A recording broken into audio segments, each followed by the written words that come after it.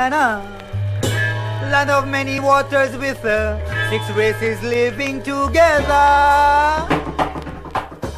Globespan is a Guyanese dialogue moving towards the realization of one nation in one Guyana. It's a platform that offers an all-inclusive discussion, with the pros, the cons, the ones that has taken a side, and the ones that stand in the middle. Globespan believes agreeing and disagreeing are part of the nation's building.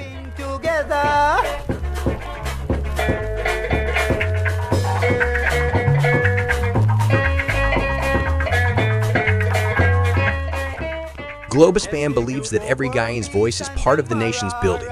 As we span the globe for voices from the diasporas and those living home, we stand on our commitment that we are all Guyanese working towards one nation in one Guyana.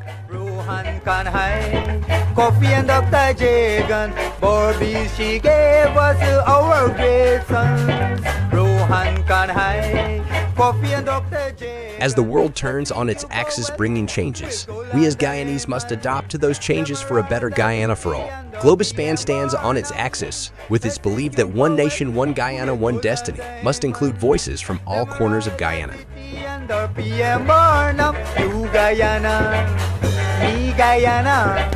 Land of many waters with 6 races living together. My name is Rusat Ramgopal, and I'm running on the Republican and Independent Common Sense lines for City Council in District 28 this year. District 28 includes much of South Ozone Park in South Jamaica, Queens, running from Liberty to the Belt, 100th Street towards Guyborough Boulevard, split in the middle by the Van Wyck. My family first immigrated from Guyana to this area in the 1980s. My grandfather was a janitor at JFK Airport, and my grandmother once worked in a sweater factory. Today, I am a product of the New York City Public Schools and have law degrees from 2 of the top universities in the world. I know the American dream is possible here. I'm a product of this community and want to serve it back because I know that together, so many great things are possible for us to achieve. But we need the proper political representation. Right now, our community in District 28 has been neglected for years. Our public safety is in crisis. Our public schools are failing. And our streets are left unclean, with potholes everywhere, and the flooding when it rains is terrible. We don't have the proper infrastructure, and it's not enough to complain. We have to vote to get representation. The local elections are most important for the local issues affecting your everyday life. Early voting is at Resorts World Casino, October 28th to November 5th, including Saturday and Sunday. Election Day is November 7th, with voting at your local schools. Please make your voices heard. Once again, I'm Rusat Ramgopal, running in District 28 for our community. Thank you. Welcome to Globespan Television here in New York. We are broadcasting live. Thanks to Noir Singh for making this program available, and to Ryan Gobin and Devin Bissoon, our technical producers. Ladies and gentlemen, tonight is going to be one of our best shows. We have the gentleman, the executive chairman from DDL, Demerara Distillers Limited, Mr. Komal Samaroo. And he is known to us because he was here before. But tonight is special because the amount of requests I've received from people across the country. We are streaming live on YouTube and on Facebook. You can go there and get us at any time. Thank you very much. Welcome, Mr. Samaroo, to the program. Thank you very much for inviting me, Dr. Rose. Mr. Samaroo, most of your colleagues told me you have been an extremely successful businessman in the country. And you took over DDL from 2014, I think, when Yesu passed it on to you. What are the reasons or the qualities in you that make you a successful businessman? I think there are many things. First of all, I've been in the rum industry since I was out of high school in 1969. And so I started working in the production section, the bottling plant, and then into finance at all levels. So I think, first of all, an understanding of the business. Secondly, as a chartered accountant by profession, I understand numbers and I understand the story that the numbers are telling. And so once you understand that story, you can plan on how you go forward and where the opportunities are. And the third thing is that I try to keep abreast of global business and international trends. And so you put all of those together, coupled with working hard, I think it's the recipe for success. Thank you. DDL, as you know, is one of the leading manufacturing companies in Guyana, and it produces local and international spirits and beverages, rum, vodka, gin, wine, juice, water, etc. But most of its revenue, from what I've read, comes from the Demerara rum. Why? Okay, rum is the foundation of the business. Distillation, started in Guyana a very long time ago, and over time, all the distilleries have been consolidated. And in 1969, for example, there were 4 distilleries. Today, there's only 1. And while initially we benefited from certain trade arrangements, we very quickly had to go past that. And we drove the business on the basis of being competitive. Using several strategies. So, but rum remains the foundation, but the percentage of our revenue and profit that comes from rum is declining year by year because of the diversification strategy we pursued. And I believe in another 3 to 4 years, that percentage will come down significantly further because of the diversification and because of the tremendous investment we are making in other areas. Correct me if I'm wrong. DDL has markets in Europe, North America, and parts of the Caribbean. Yes. Can you explain the breakdown of sales locally and overseas? In other words, what percentage of your sales are local and what percentage are overseas? Overall weighted average would be somewhere in the region of 40% are overseas and 60% domestic. The overseas business is divided into 2 segments. There is the bulk rum business, significant quantity. I think 2/3 of what we produce in the distillery is exported in bulk form to brand owners around the world. And the other 1/3 goes into our branded business, and the branded business internationally has also been growing. I also did some research where I found that DDL is perhaps the oldest distillery in Guyana. Yep. I was told it started over 350 years ago. Yes. Well, what was being distilled then? Yeah. Okay. If I go back to the very beginning of this country, when the sugar planters came here to grow sugar in the early 17th century, there was this upsurge in demand for sugar in England and other parts of Europe around the 1620s going forward. So entrepreneurs came here from Europe, Holland, started with Holland, and then France, and then the UK, looking for land that was suitable to grow sugarcane. Now, when you grow sugarcane, the byproduct that comes out of that sugarcane, molasses, still has about 50% sugar in it. It's just not feasible to extract that. And they found a way. They start using the technology from Scotland to distill, ferment the molasses, ferment the sugar in the molasses, and distill it into rum. So rum production started in Guyana around 1670. Wow. And it was exported in barrels to the UK, where it was blended and bottled. And then somewhere around 1728, I think, as the British Navy was very active at sea. At first they started to carry beer, which didn't last very long. Then they started to take rum to give to the sailors at sea. So it became a Navy tradition to have a tot at the end of a day. And that tradition continued until the end of July 1970.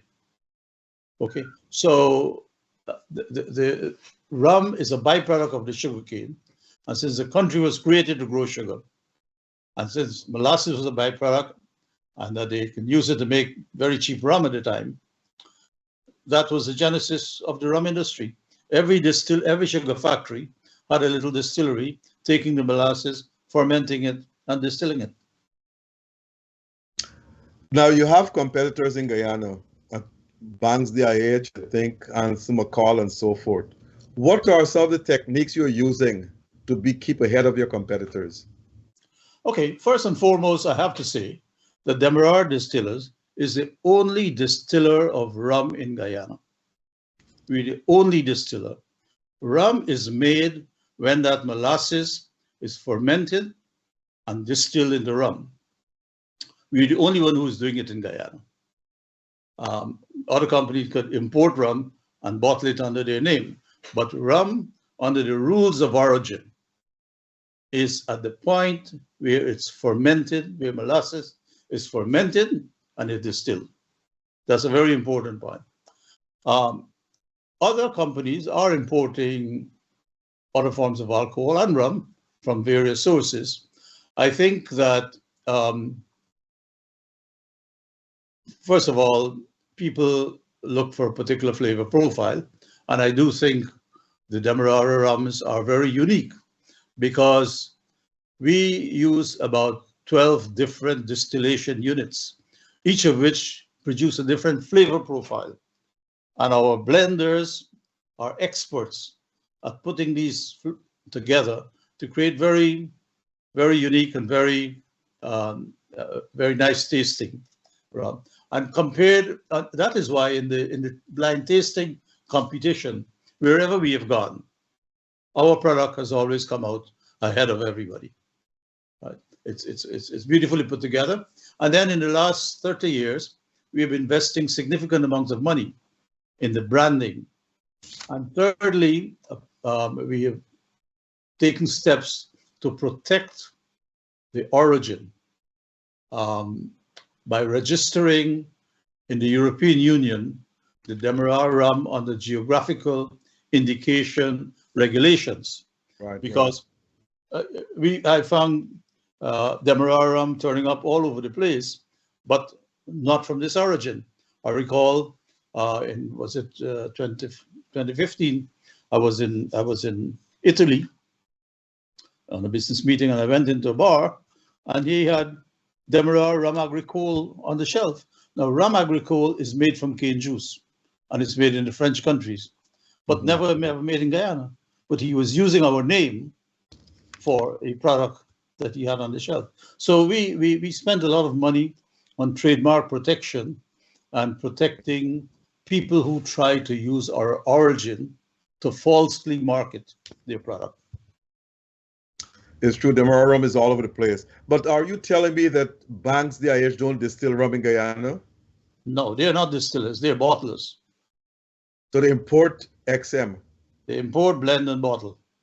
Wow, that's news to me. I did not know that. Let me, some of your employees, I don't know, they text me. How many employees DDL has, roughly? We have about 1,300 employees, 1,300. All seem to be happy. And how many branches or sales offices you have across the country? We, of course, we have headquarters at Diamond. We have a branch in Berbice, New Amsterdam, and we have one in Asquith. Okay, 3. Now, of course, I would say that we have an international sales office in Florida, and we have one in Holland that manages the European market for us. Now, DDL has shares in National Rums of Jamaica. Yeah. Can you Yes. explain that? Yes. What is So, this was a distillery owned by the government of Jamaica, and with a minority shareholding by a company by Diageo. And in 2005, when the European Union provided some aid to revive the Caribbean rum industry because of the discriminatory practices they were indulging in, they decided to compensate us by providing the regional rum industry with $70 million in loan, in grant money. But to access it, you had to provide counterpart funds. And at the time, the government of Jamaica was not in a position to do it. So they invited ourselves and the Western Rum Refinery in Barbados to invest in the equity of the company so that they could have money to attract European funding to modernize the operation in Jamaica. So we own 1/3 of the equity of that company in Jamaica National Rum. They were the largest bulk rum producers in Jamaica, exporting a lot of their rums in bulk to brand owners around the world. But now they are now getting into brand as well. I just got a text here. One of my listeners wants to know, what's the difference between bulk rum and bottle rum? Bulk rum goes in a container, a large 20-foot container, right? Bottle rum is you sell it in a bottle. Right. Okay. Bulk rum generally is a commodity. Bottle rum is a brand. Okay. DDL shareholders. Yes. Where are the stocks being traded, and how can one become a shareholder? Yeah, we have a total of about 8,200 shareholders, and we are listed on the Guyana stock market. Okay. And so if you want to buy shares, you go to one of the brokers. I think there are 3 or 4 brokers operating in Guyana, and you indicate that you would like to purchase shares, and they put your request up on the stock market. And if there's shares being sold, they bring it all together and make it happen. Okay. Also, DDL in the past had owned cane fields to produce its own molasses. Do you think DDL will go back to that, its past by producing its own molasses? No, actually, we never owned cane fields. Never.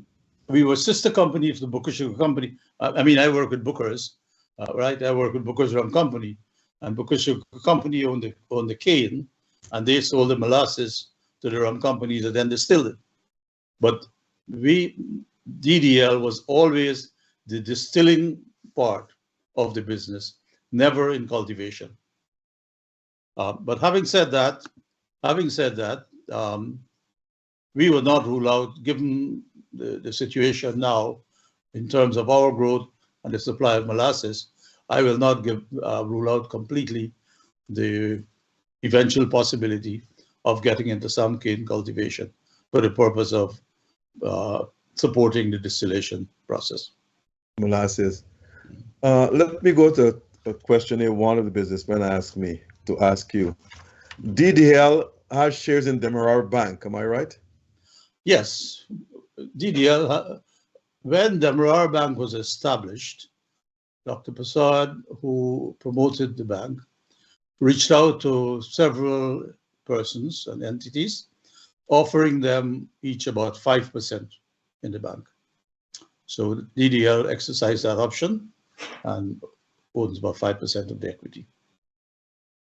The question that the person asked me, I guess he's from the diaspora, what plans DDL has for Demerara Bank in servicing the financial needs of the diaspora?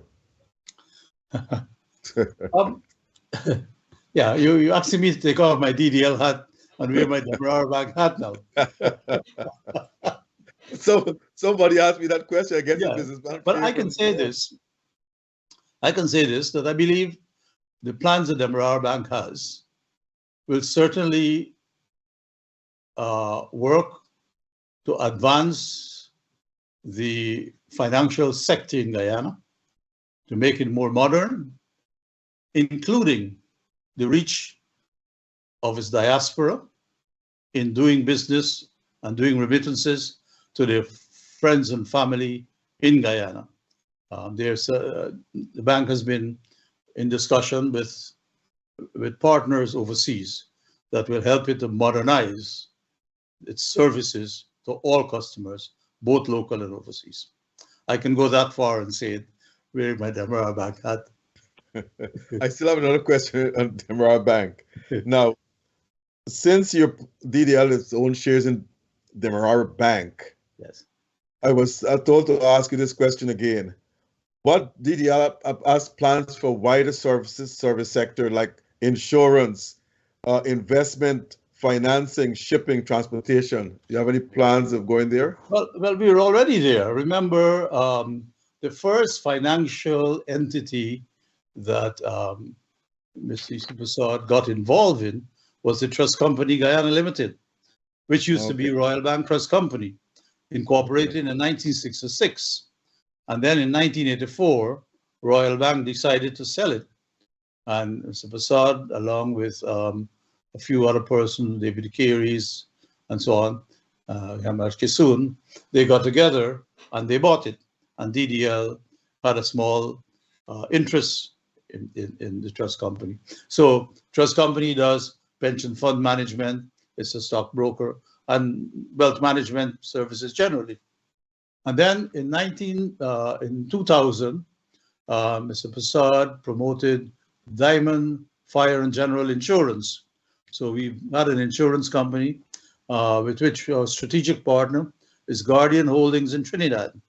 Okay, so we do have an insurance. We have Demerara Shipping, which was shipping, a wharf and warehouse operation that we spun off from the assets of DDL when it had its warehouses and bottling operation in Wharton Schumacher Street.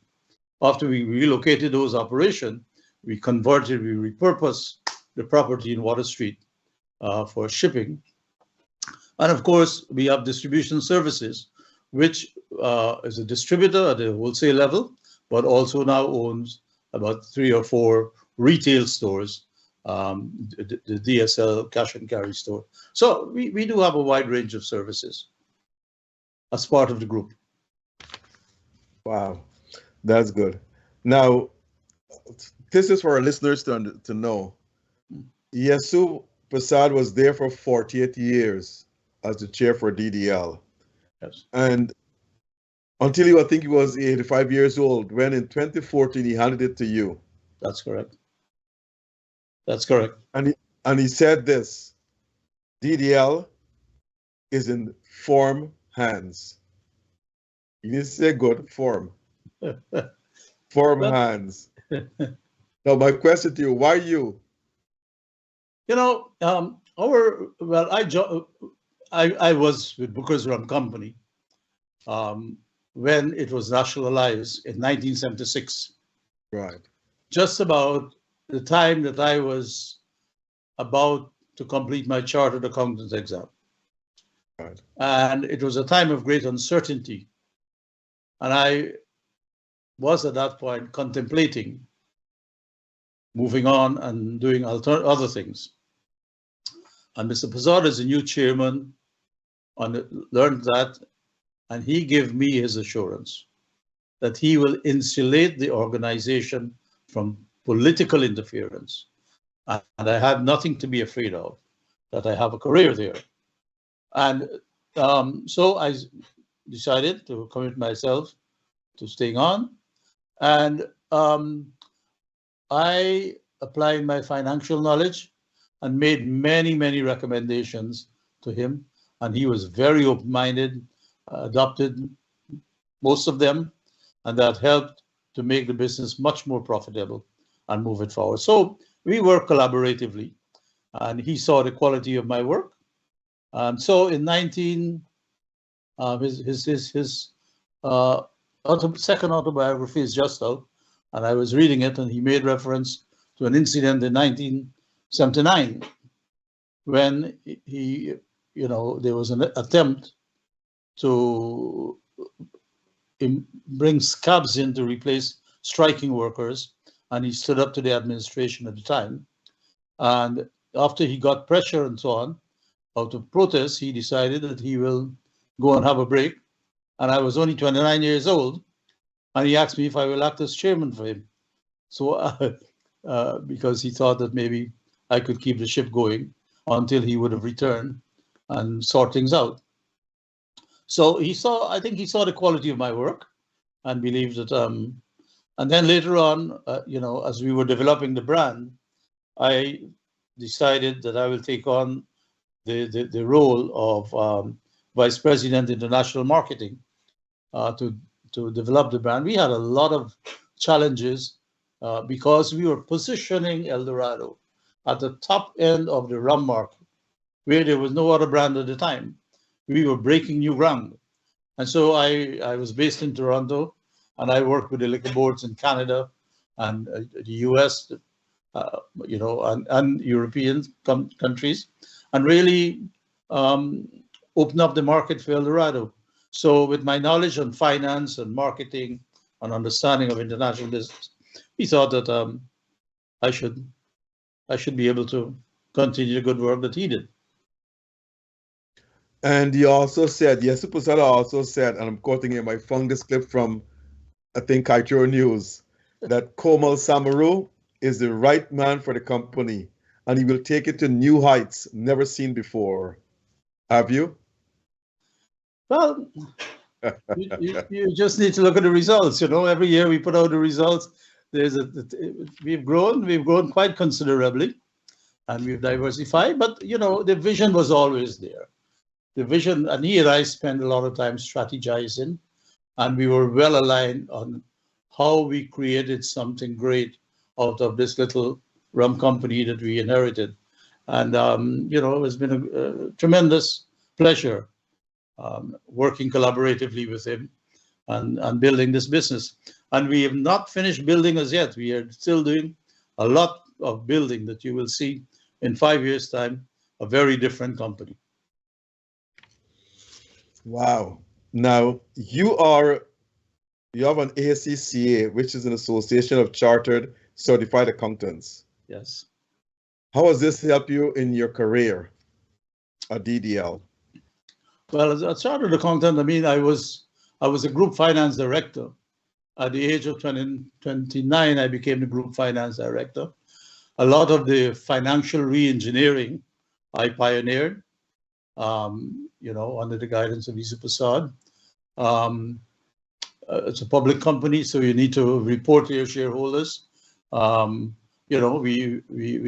had to manage our debt to equity ratio very, very carefully, especially after that devaluation came. Remember, the exchange of the Guyana dollar to the US was something like 4-1, and then it was when the economic recovery program was introduced in the 1980s. And the currency was floated.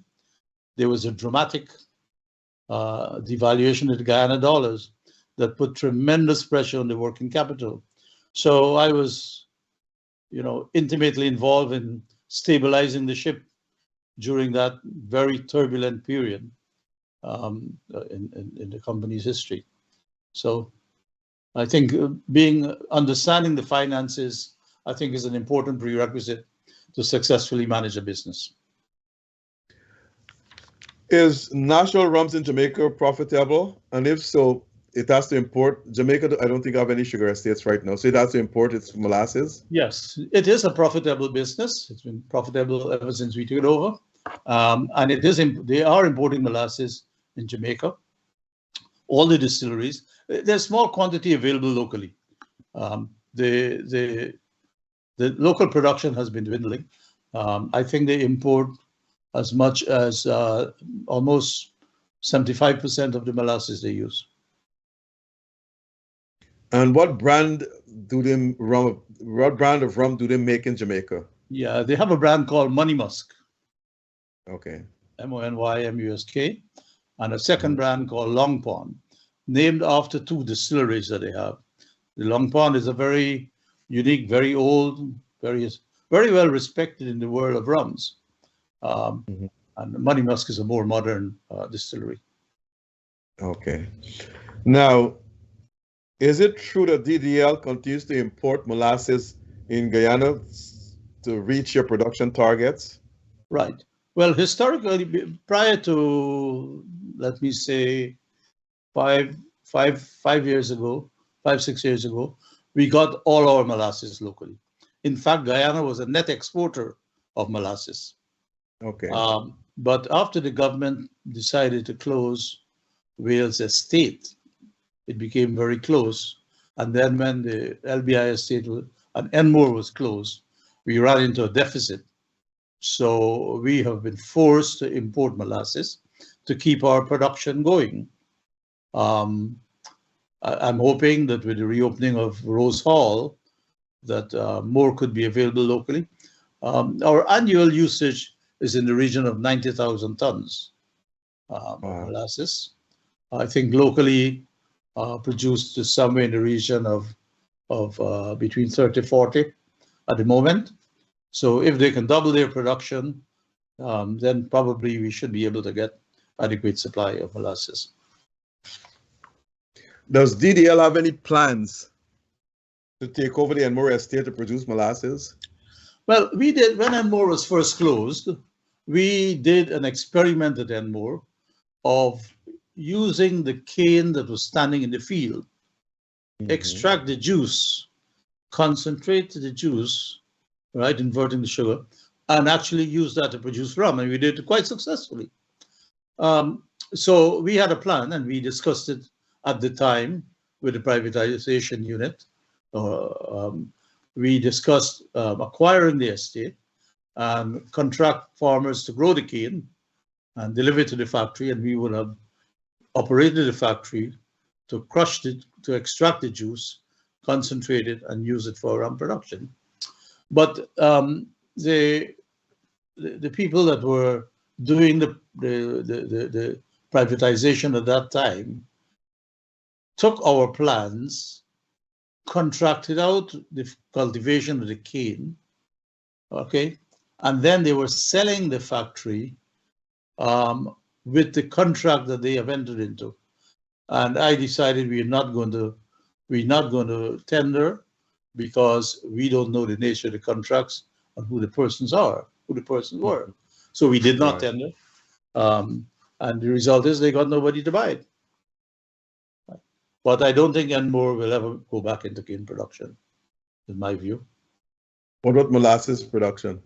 No, you have to have cane so that you can. And of course, I should make one point of clarification.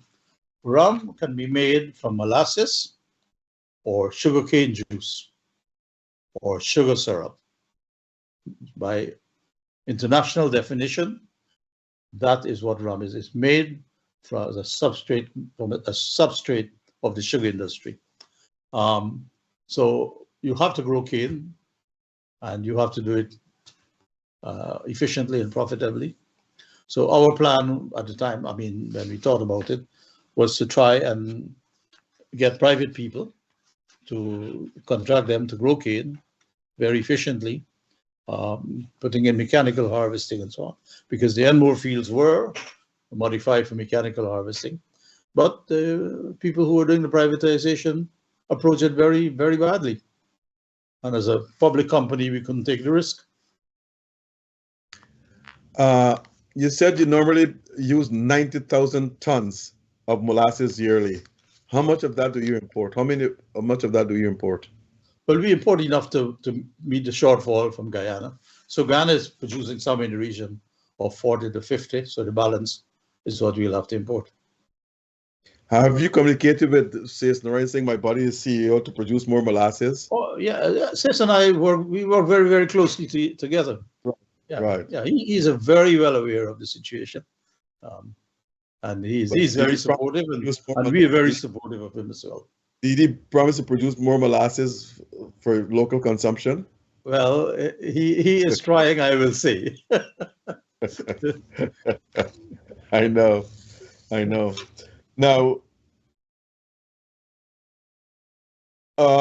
let me go to the financial part of it. In 2022, DDL recorded a profit of $5.3 billion after tax. Yes. and a turnover of $31.4 billion. Yes. And in the first half of this year, it netted $2 billion after tax. Yes. Now, if you produce 5.3 billion, and the first half of this year you produce 2 billion, this means you're falling short, or Christmas time more rum will be sold. Yeah, there's seasonality in the business. In the second half of the year, it's significantly more.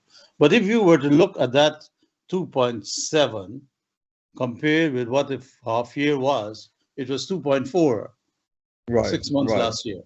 So it was slightly up. But I have to say this. The international marketplace this year is a very different place. It's a very different place. I have been, the inflation around the world has been affecting alcohol consumption. I mean, I can show you an article here that says, see, Yeah, I'm seeing it. Yeah. inflation affects rum consumption in quarter 3. Yeah. You see? Right. So the inflation, people have less money to spend, particularly as you read that article, particularly the premium end of the market. The people are buying cheaper, right? People are buying less, and so on. So the marketplace is different. It's challenging. We're fighting. We hope to end this year better than we did last year, but it's an uphill fight. Also, what has been happening, the weather pattern, where there's heat in some places and there's flooding in some places. If you can't have an environment where you can sit down and relax and enjoy a drink, you will drink less. Right now in England, I think there's some flooding taking place in some parts.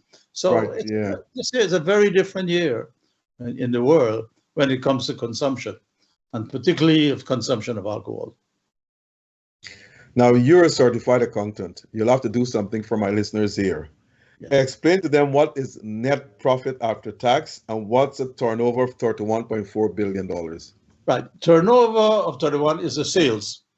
That's our gross sales. We sold $31 billion in local and export sales. Net profit before tax is that after you take off all your expenses, you arrive at a profit before taxation.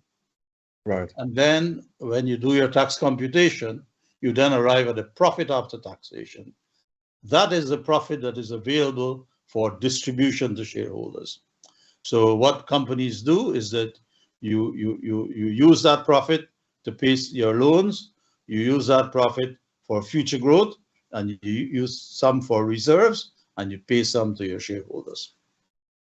So DDL is a very, very profitable company of 5.3 billion after taxes and after all expenses. Yes. Now, is this the highest amount DDL has ever achieved after tax? Yes. It was a record, yes. It's the highest profit we've ever made.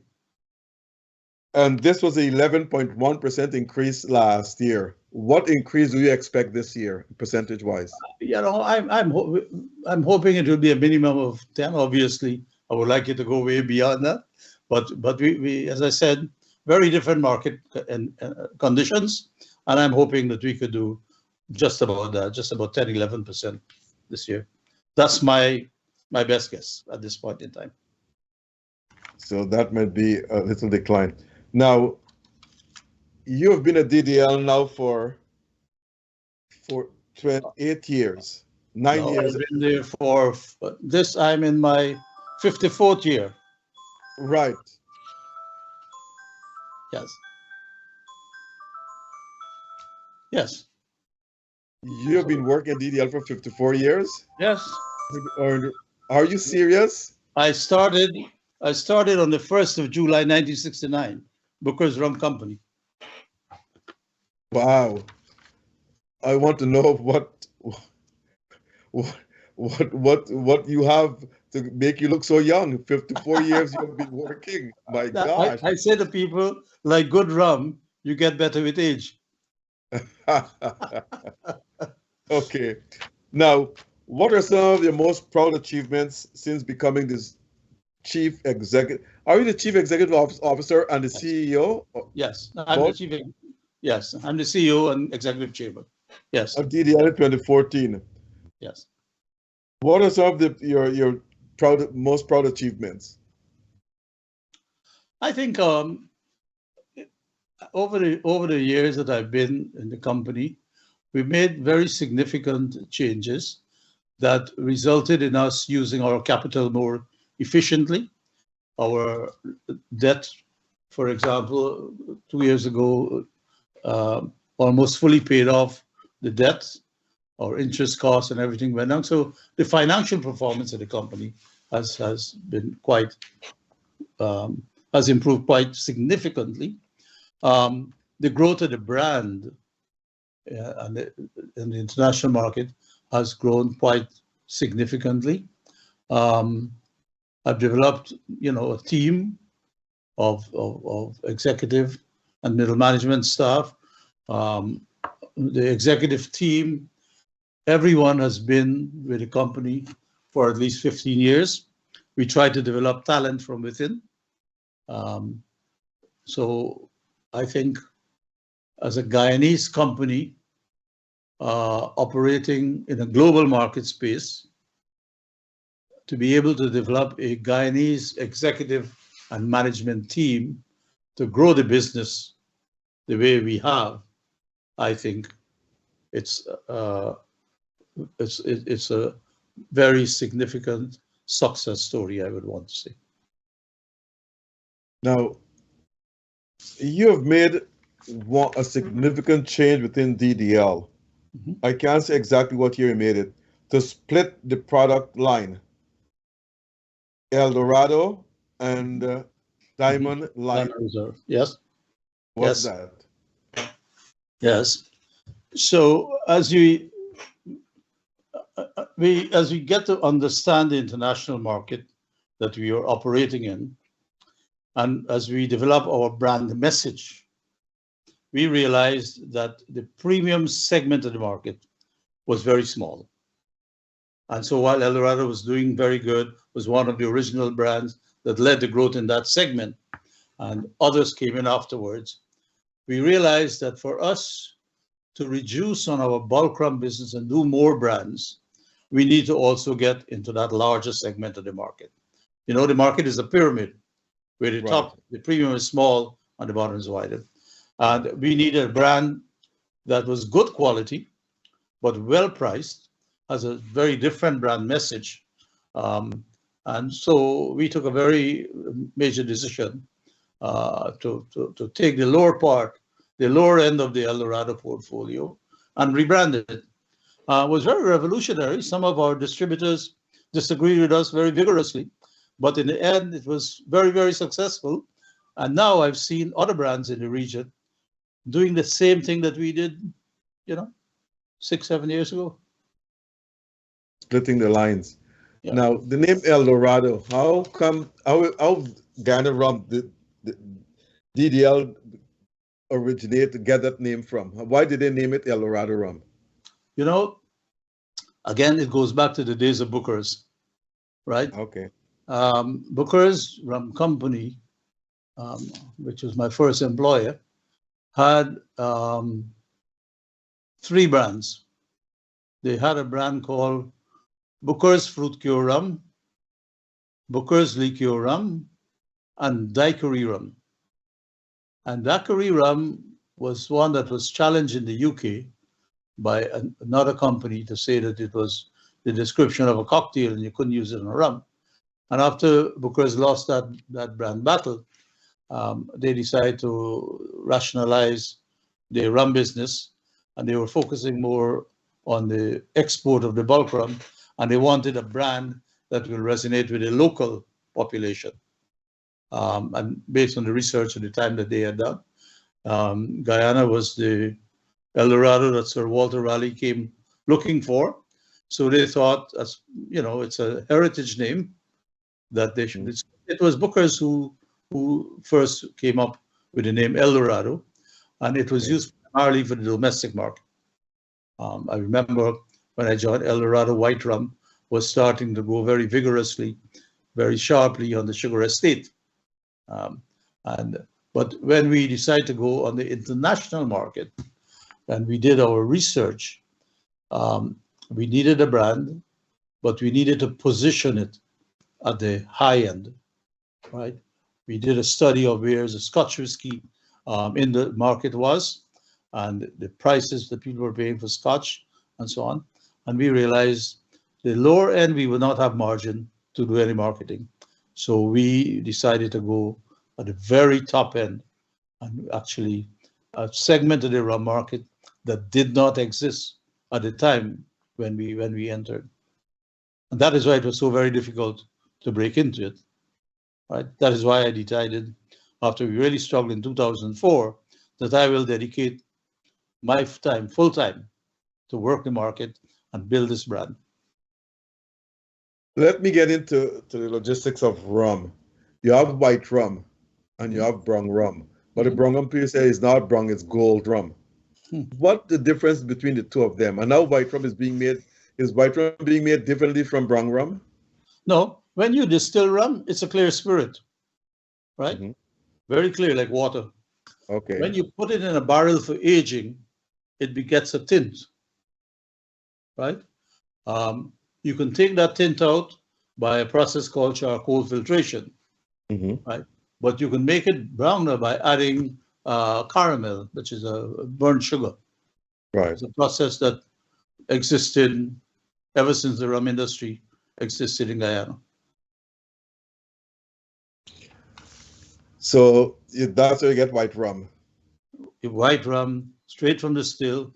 If it's aged, you then decolorize it. Brown rum gets some, if it's aged, it gets some of the tint from a barrel. Other than that, it gets caramelized brown sugar. What are the sales between the two? I know brown rum is being sold every place I go in Guyana. Everybody drinks brown rum. Yes, in the Caribbean, brown rum is the biggest seller by far. In the first world, when Bacardi promoted, the rums from Puerto Rico, it was white rum. It was the right brand, and the Puerto Rico rum produced in Puerto Rico and U.S. Virgin Islands have a very special place in the U.S. market because those rum producers get rebate of all the taxes the American government collect on rum goes back to them as subsidy. So we do have a very unfair advantage when we, alongside the Puerto Ricans and U.S. Virgin Islands. But they have primarily been selling a lot of white rum, some of it aged, some of it, most of it not aged, making phenomenal margin. Bacardi and Cocoa was a big thing on rum. But those were the trends that we had to break and penetrate. When we start promoting El Dorado, we promoted El Dorado as the sipping rum, the 15-year-old, and our message to the market was, it's the world's first sipping rum. The same way you drink a single malt whiskey, or the same way you drink a cognac, right? That's where we positioned it. By the way, DDL don't produce whiskey. No. Okay. Now, do DDL have plans to expand in other countries in the Caribbean? Not production. I believe that our strategy will be to expand our production in Guyana in areas where I think we can have advantage. That is why we have gone into other things like juices and so on, and use Guyana as the production base. But we will look in the Caribbean to see whether we need to invest in distribution operation, because we found that where we have an interest in the distribution, our market penetration is greater than when we just contract a third-party company to do that. So at the right time, that would be something that I would recommend to our board that we look at. Okay. Sometime back, I think El Dorado rum was being produced, is El Dorado sugar, not rum. But El Dorado rum is sold commonly here in the United States. But not all the bottles are coming from Guyana. Are you aware of this? El Dorado? Yeah. No, every bottle of El Dorado sold anywhere in the world is bottled in Guyana. It's not bottled in the States. No, no, no. But the US market, I should explain, the US market, as you know, is what they call a three-tier market. Mm-hmm. There is an importer, there's a wholesaler, and there's a retailer. Right.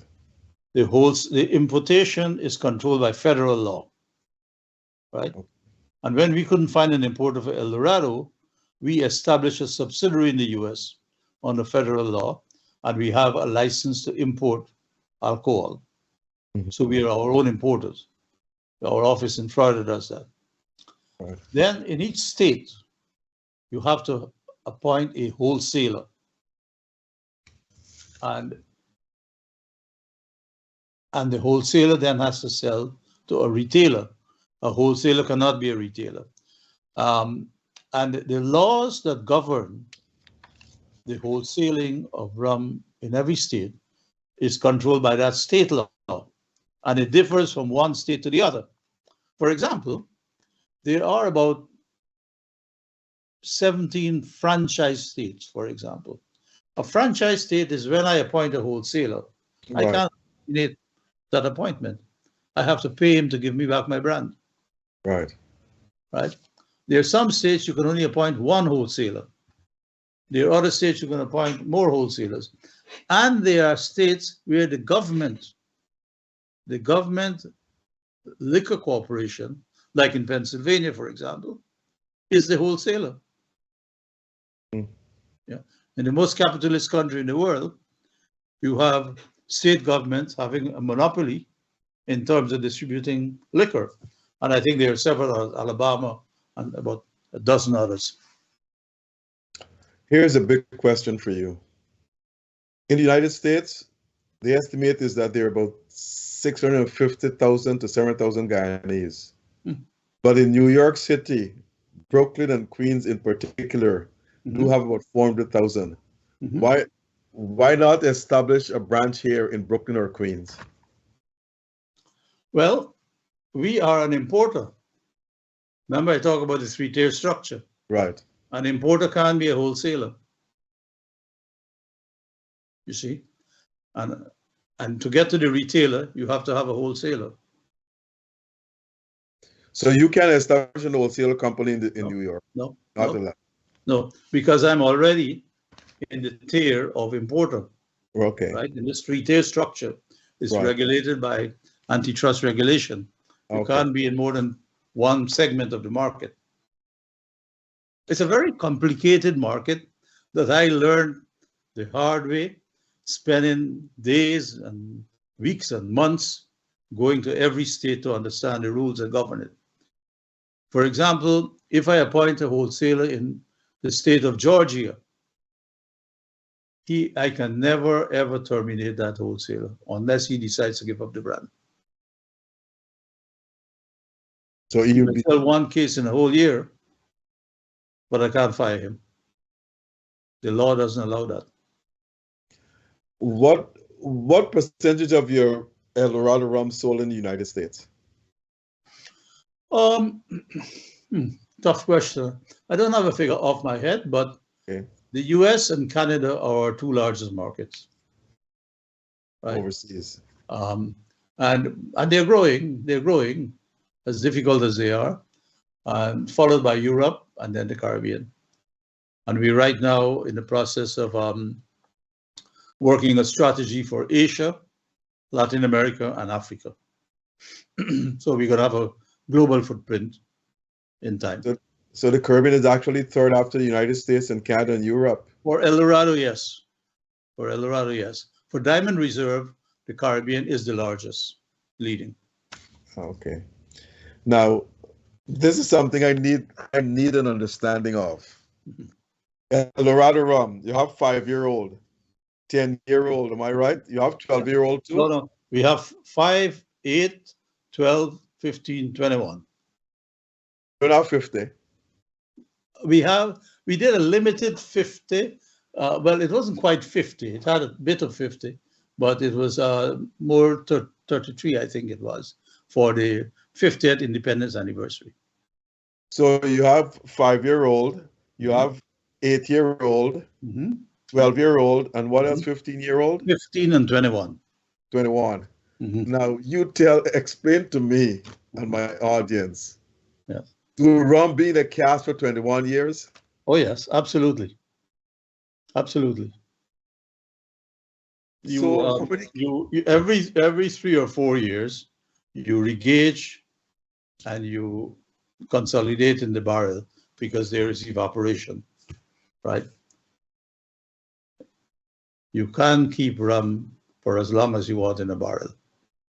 So you'll have to have a lot of barrels, thousands of barrels. We have warehouse now for 100,000, and we've just started building another one that will give us another 50,000 barrel storage. It's our largest working capital item on the balance sheet. Because personally, I said, this is a gimmick. Somebody's telling us something that is not true. I don't believe any rum can be stored for 20, 25 years in no cask. They're telling us this, but it's not true. Dr. Rose, you should visit our warehouses. When you go to Scotland, you see warehouses by the holding millions of barrels. That is necessary to support the Scotch whisky industry. Scotch whisky is a spirit just like rum. It's made from grain. Ours is made from sugar. And the barrel interaction in aging the spirit is the same in whiskey as it is in rum. Wow.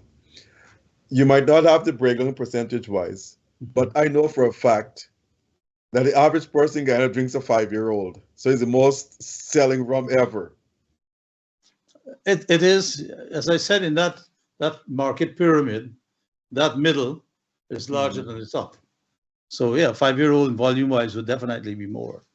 Because the average guy now to spend $3,000 or $4,000, well, to buy a 10-year-old or 8-year-old. So the 5-year-old is what I drink. But before the 5-year-old, that's the cheapest rum you make in Guyana? No. We have the Diamond Reserve. Diamond Reserve has a white and a gold rum that is much cheaper, not aged for 5 years, right? But once you age rums, it becomes very expensive because there's evaporation, there's the cost of barrel, there's the interest cost and the working capital, so it becomes premium. I'll go back to something just now, but when the rum is placed in the barrel and it's removed, can that barrel be reused? It depends. It depends. Generally, no. In some cases, we would, right? But most cases, especially those that are aged to 12 and so on, you can't reuse those. 5-year-olds, you can reuse that. Reuse the 5-year-old. Yeah. Okay. Now, when you say the rum is soaked into the barrel, what is it soaked with? Well, it's absorbed. The barrel is wooden, so it's no. absorbed. What you put to make the rum in the barrel? Oh no! When you distill rum, okay, it is alcohol at between 90 and 96% alcohol by volume. You reduce that rum to the strength of about 70% alcohol by volume, and then you put it in the barrel and let it age. So it is the rum that comes off the distillery that is diluted to 70, some cases 60, and then put in a barrel and just allowed to rest and sleep quietly in the warehouse. You must come and visit the warehouse sometime, Dr. Rose. I'm coming there. I'll visit the warehouse. I'll give you a call. I'll visit the warehouse. But you told me I got 100,000 barrels. My gosh, I never expected that. Because I was doubting it myself. I said, these people are fooling us. They're telling us 15-year-old or 18-year-old. I'm not buying that. But you're telling me now it's true. Oh. Now, and you have to go through the taste profile of each one of those side by side to see the difference, the impact of age on the product. Some people said that the 15-year-old or what it is milder than the 5-year-old. To tell you the truth, I drank both, but I didn't even know the difference. That's how much I'm a rum connoisseur. When you visit, I'm going to get our distillers to walk you through and point out the difference of each one. Yeah, I would love to do that indeed. Now, you recently held talks with the World Trade Center officials here in New York, hoping for the development of the World Trade Center in Guyana. Does Guyana have a World Trade Center? No, we have a license to establish the first World Trade Center in English-speaking Caribbean. So the building that was formerly our head office in Kingston, we are at the moment retrofitting that to set up the World Trade Center in Georgetown. So what will that do? Right. So the World Trade Center is an international association. Right? There's 320 World Trade Centers around the world, with the headquarters in New York. And the mission is really to promote trade. Many of them are, provide a lot of real estate for rental. We are going to provide some real estate, but we are going to focus a lot more on promoting trade. How do we help Guyanese to understand better the international market and the rules of the international market? And how do we, through the 320 World Trade Centers around the world, bring contacts and market opportunities to small, micro, and other manufacturers in Guyana generally? So it's a trade-related services. Some of it will be education, some of it will be networking, right? Some of it will be information and various things to support the growth of global trade. So this will be an incorporated World Trade Center because you have to get permission from the New York. We are franchisee. We have a franchise. Yeah. Okay. Now, I was made to understand that DDL obtained a loan from the International Development Bank of $22 million US. Yes. Yes. What is that loan for? Yeah, the IDB, approached us, and at the time we were planning our juice expansion operation, and the IDB approached you all? Well, because the growth of Guyana's economy, right, and the IDB is looking for private sector loans. They approach the banks, they approach different entities to see if they have projects, and we had a project that we presented, which they liked very much. So the juice operation that we set up is what they funded, and also a solar power generation system, which we are still in the process of designing. I think we're coming to a view that is going to be on the roof of one of our major warehouses, to generate power,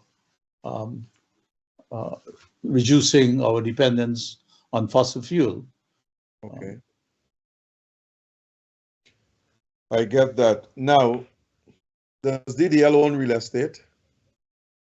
We real estate only for the point of view of accommodating our business, our manufacturing facility. And we looked ahead, and we have land at Diamond to support our future growth.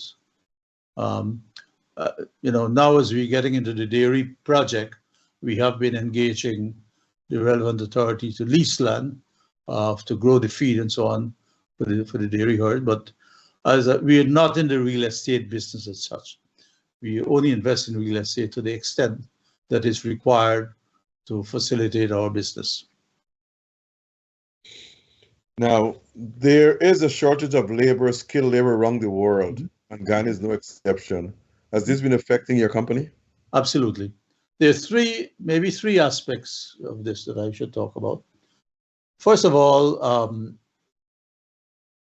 with the oil and gas sector coming into Guyana, and they trying to attract skills, we have lost several of our skilled people to the oil and gas sector. Some of them we actually train at the university through scholarship program and stuff like that, but they've moved on. The second thing is technology is changing. Right. And our education system has not kept up with that. The more recent example that I have on that was the PLC technology, the programmable logic control that operates our production system. There's no education institution in Guyana that is training technicians and engineers in that technology.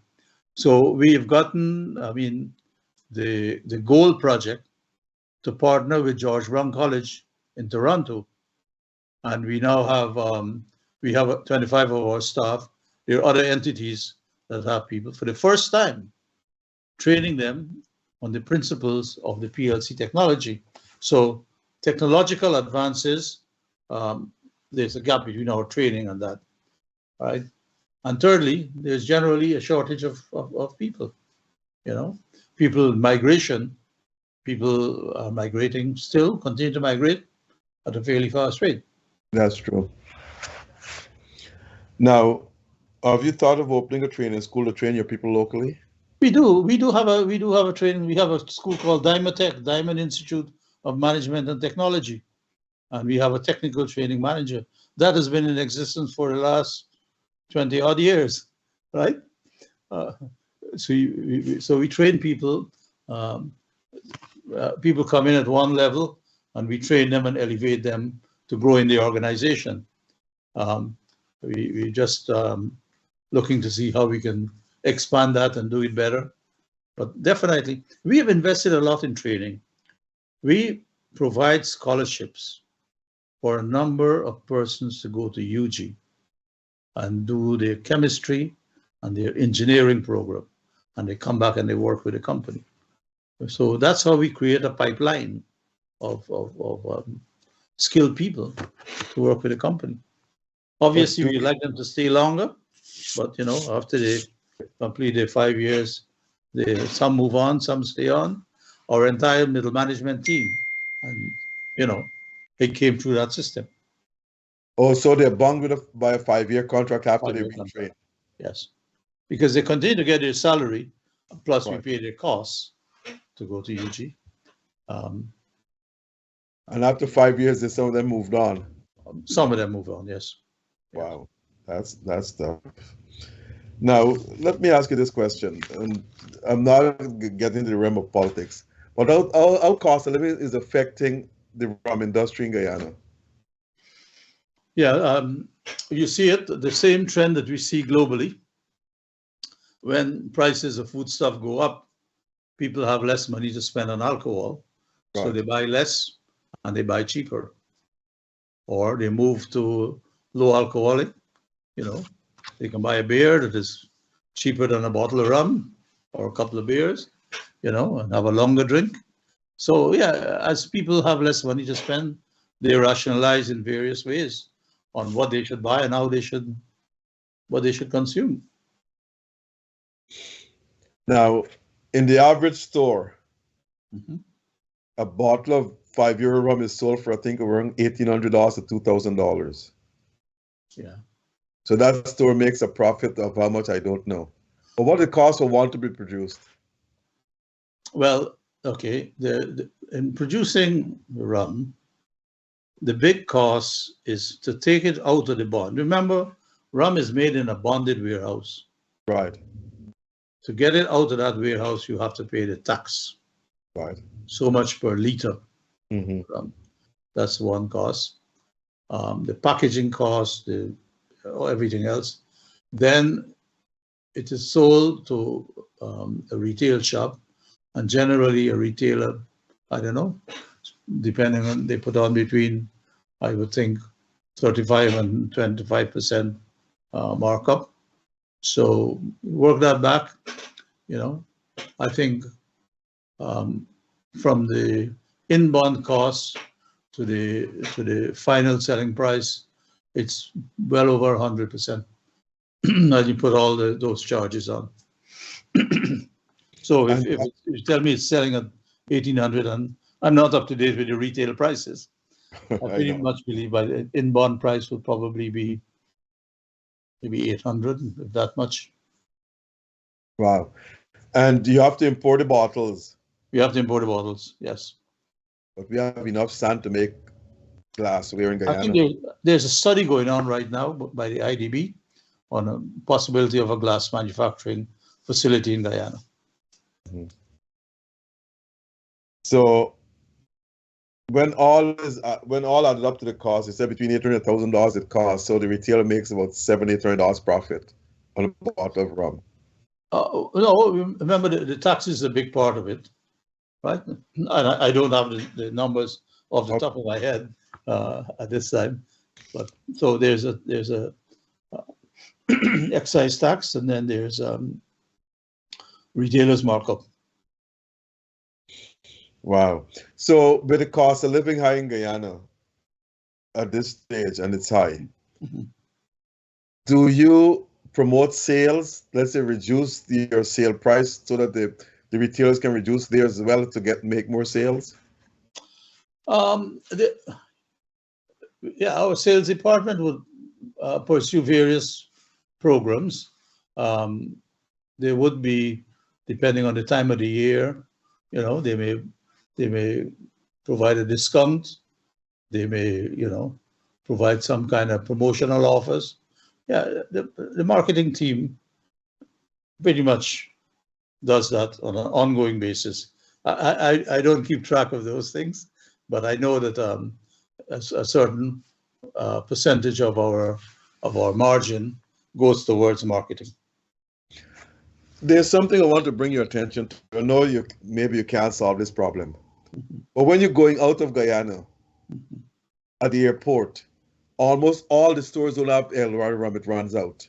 And when you're coming in, there's only 2 stores that sell the liquor when you're coming in. They always run out of El Dorado rum as well. Really?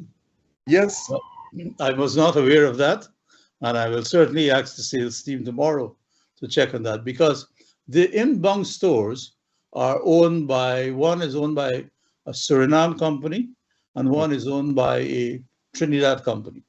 Mm-hmm. And they would buy El Dorado from us to stock in their store.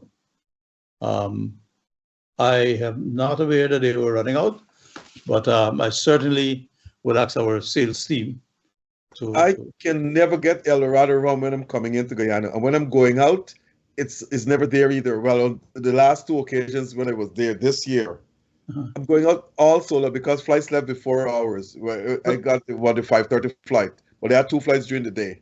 But DDL has a duty-free shop at the airport, and it's always full. Where? When you check security and you walk down, you turn left, and it's right at the corner there. But that they run out too. I will be shocked if the DDL store runs out, because every time I travel through, I make it a point to go in the store, and the shelves are always well packed. But do you go if there are 2 flights that left before?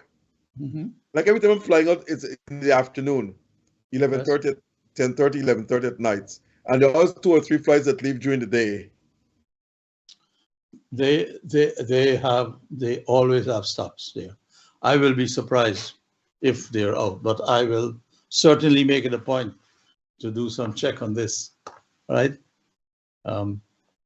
But what I do check on. In this place, we produce rum. We can't even get rum in this place to buy, because one guy will go and buy 5. Because in the States you can come in with 10, 12 bottles. They don't stop you. So these guys will buy 5, 6, 7, 8, 9, 10 bottles. Yes. And yes. you can never get El Dorado rum to buy. I'm telling you, I never asked for XM, but I can never get in. I was there. I came out in May of this year, the same thing. I came out in September of this year, is the same thing. What? I am shocked. I believe you're not going to the right stores, my friend. No, but we check all the stores. Okay. Whenever you travel out of Georgia, Murray again. Going in, there are 2 stores. Yeah. They always run out. Well, when you clear the security and you come down that stairway, right, just turn right. The very first store in the corner is a DDL store. And it's a fairly large store. And it's every time I make it a point to pass through and look at the shelves. And I've always found it quite well stocked. Unless there's a particular item you're looking for that is not there. No, but my question to you, have you gone there when other flights left a few hours before you? Yeah, I would travel. The last time I came out, a Caribbean Airlines flight left about 2 hours. JetBlue flight left before that. And if there are 200 or 300, 400 passengers there, they bought 2 or 3 bottles each. That's 1,000 bottles gone. No. We have more than that. I have traveled. You would have traveled on that American airline flight to New York. Yes. I did that flight, which left JetBlue and Caribbean Airlines, and it was still, the store was well stocked. Because I will check all the stores. We don't have any. We don't have any. We don't have any. No, okay. If you go at the stores that, for example, the one store is owned by a Trinidadian company, and they represent other liquor brands, so they try to focus on that. But they buy El Dorado. But I'm saying that the DDL store, the first store on the right-hand side, is always fully stocked with El Dorado. Do me a favor, must check it next time. I will check it, believe you me. Because we check all the stores. Yep. And guys are coursing. And I said, I'm not a course because I don't have liquor. Too bad. I can buy El Dorado right in New York. So I'm not worried about that. But you get it there cheaper. But they said this damn place we produce from and we can't get El Dorado rum to buy. And guys are coursing. So we have to be checking all the stores. I will have to. Now, I must make one point. The duty-free shop we focus on 1 liter size. The domestic, we focus 750. The reason for that is that we found that when we sold duty-free customers product, they were somehow getting it into the duty-paid market. So as a precaution, we've confined our duty-free business to the 1 liter size and the domestic duty-paid market to the 750 ml size. Let me ask you this question. Is there a duty-free for El Dorado rum at JFK? No. And so let me say this. The duty-free business, the markup by the duty-free operators, okay, is about 60 to 70%. Okay. So to get into those stores, you have to sell them very low price, right? Secondly, the big brands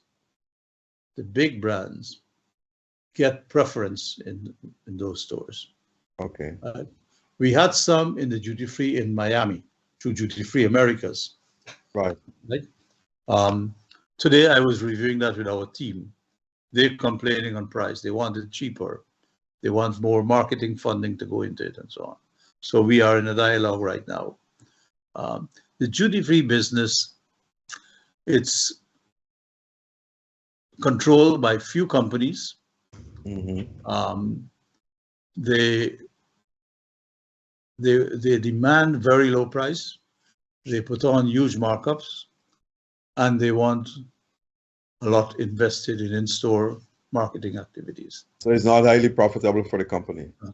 But we are on the border shops from Canada to the US. Yeah, I know that. All the border shops there. Yeah, I know. I saw that. I know that. Yeah, I know that. Now,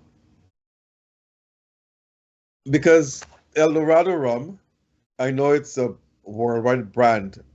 I saw it in Europe, all over the place. Yes. But the thing is, though, is that in Jamaica, it's there. Yes. But everybody buying the Jamaican rum. Well, yes. Most of the people who go there go for holiday in Jamaica, and the nostalgia. Jamaica is a well-marketed place as a destination, and people want to remember their visit to Jamaica. So they buy something that is Jamaican, Okay. Barbados is the same thing. Moon Gay, I know. So you don't make creme liqueur. We do make El Dorado Yeah, rum cream, Eldorado yes. creme liqueur. Yeah, you're right. You're right. Yes. I love In that. fact, every Christmas we put out a new flavor, right? And I think there's a new one that is being prepared now for this Christmas. So Gotta come and get a bottle, a couple of yeah, bottles. go any DSL store. Right. You'll have it. Yeah, very, very good product. I mean, I've just give a bottle to somebody in Canada because we have limited quantities being sold in the Right. LCBO stores, and they thought it was so superior to Bailey's that it is the cream liqueur that they drink all the time now. So it's a very good product, I would have to say. Yeah, I normally drink it when I'm in Guyana, indeed. We actually coming to the end of the program in a few minutes. Yes. So what are your future projects for DDL? Yeah, we are expanding our non-alcoholic production capabilities because we are maxed out. So we are doubling up that, and we are putting in the capability of introducing some new products in the market, which is not produced in the Caribbean.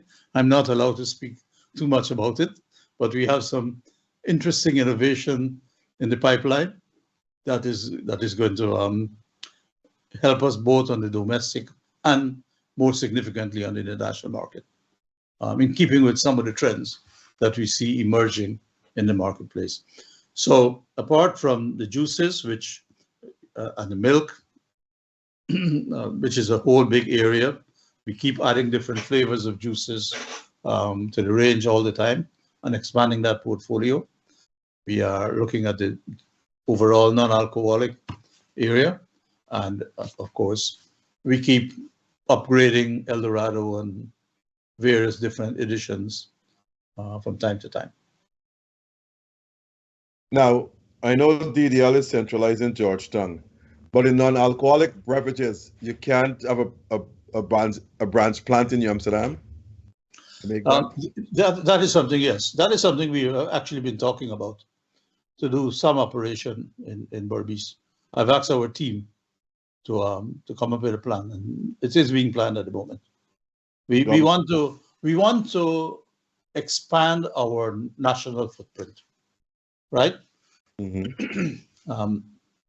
So definitely we are looking at Berbice to see what we could do something there. The thing is that when you get into manufacturing, you try to derive the economies of scale, you know, but there's something we're coming up with that I think will allow us to decentralize and still be very efficient. Everybody, your business friends, they text me, they called me today, they were telling me that how you're one of the most successful businessmen, how you're this, everything good about you. To work at DDL or to run a business like that, I'm assuming it's very stressful.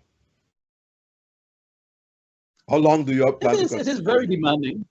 It is very demanding, but you know, when you enjoy what you do, it becomes really, really pleasure. And really, I have a really good team, you know, and they do the bulk of the work.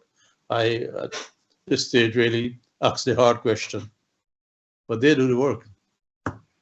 And they work hard to answer the hard question whenever I ask them. Well, that's good because you decentralize power to them, let them get the work done. Well, that's very, very good. So you just at the top to steer them. Absolutely, yes. Yes. Now, let me bring in one more quote that Yesu Prasad said about you. You're highly enthusiastic, more than qualified, and very, very important for this company. Oh. These are all quotes from Kaiser News when he handed over. Okay, well. What have you to say those words? Highly enthusiastic, very competent. Well, I took the enthusiasm from him. He's a very positive guy, right? Even when things look dim, he found that glimmer of hope to brighten us and point us in that direction. So his leadership has been has had huge impact on my attitude to work, I have to say. And your competency. Yes, well, I take a lot of pride in the things that I do, so nobody can find faults on me, So I really, I'm a perfectionist, I have to say. Okay, that's good to hear.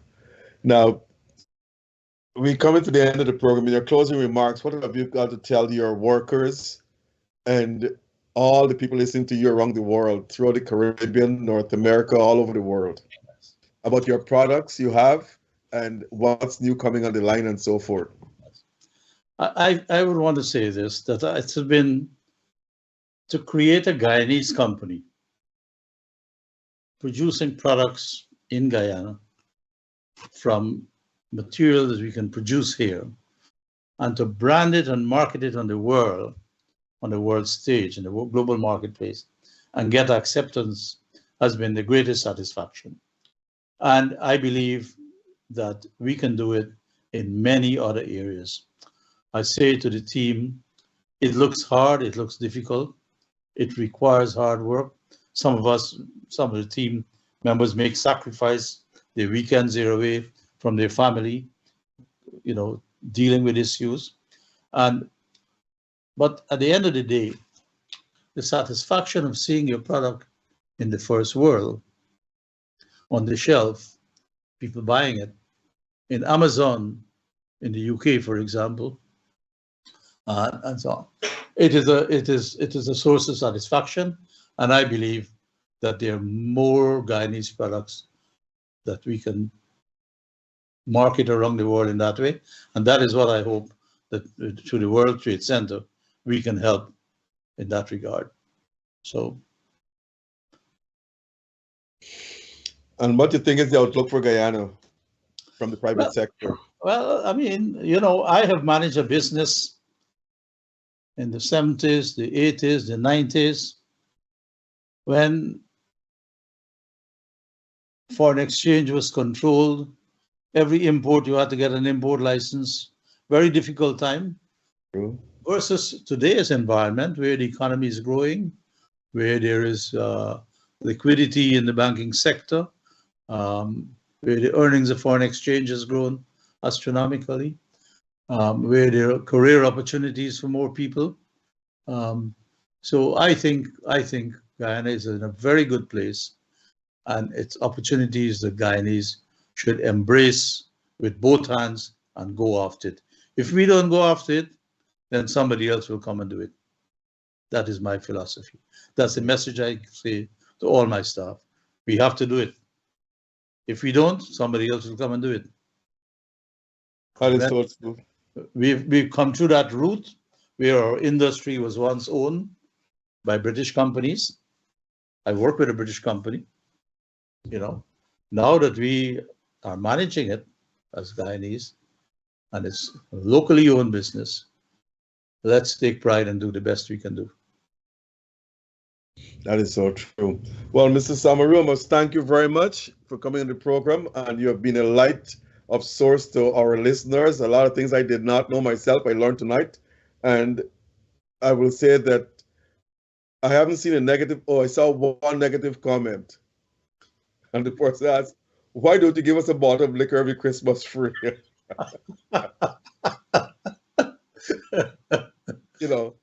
But apart from that, I'm looking at all the comments and it's all been positive. And just like the last one, you were here.